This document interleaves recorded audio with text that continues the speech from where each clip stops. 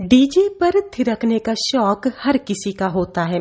जैसे ही डीजे वाले बाबू म्यूजिक बजाते हैं तो अपने कदम अपने आप डीजे की ओर खींचे चले आते हैं।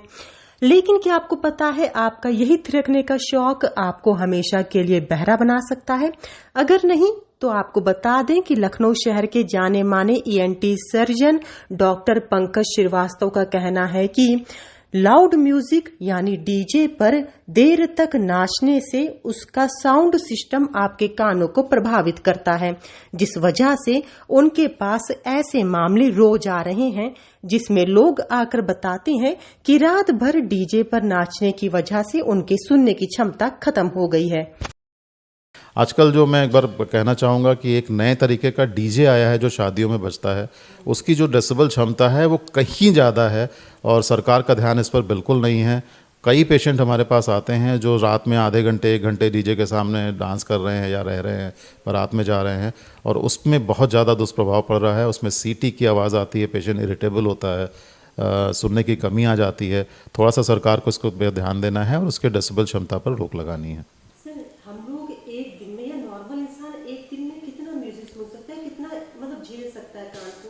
कान हमारा बना है 24 घंटे सुनने के लिए। हम चाहे बातचीत करें चाहे म्यूज़िक सुने, उसमें कोई रिस्ट्रिक्शन नहीं है। शरीर हमारा बहुत मजबूत होता है, बहुत रिपेयर क्षमता होती है, बहुत बर्दाश्त क्षमता होती है। बट वो म्यूज़िक दूर से होनी चाहिए और एक क्षमता के अंदर होनी चाहिए, जिसको कि हम लोग 70, 80, 90 डेसिबल तक का मैक्सिमम मान सकते हैं।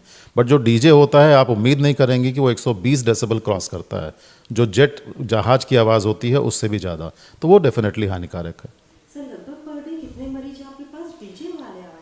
डीजे के मरीज एक्चुअली शादियों का कुछ सीज़न होता है, आप समझते होंगे, तो सीज़न में तो दिन में 2 मरीज हमारे पास आते हैं जिनमें कई बार लॉस होता है, टिनिटस होता है या इरिटेबिलिटी होती है। उनमें से कई रिकवर होते हैं और कई नई भी होते हैं।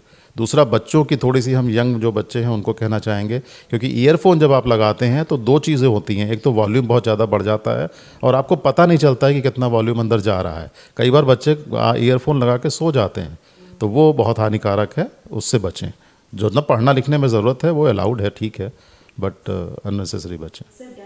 सब कुछ ठीक है, पार्टी करें, नाचे गाएं, डीजे भी बजाएं, बस उसमें एक कंट्रोल होना चाहिए। होता क्या है कि पढ़े लिखे लोग भी जो हम देखते हैं कि डीजे बज रहा है, उसका क्षमता एक लिमिट से भी ज़्यादा है।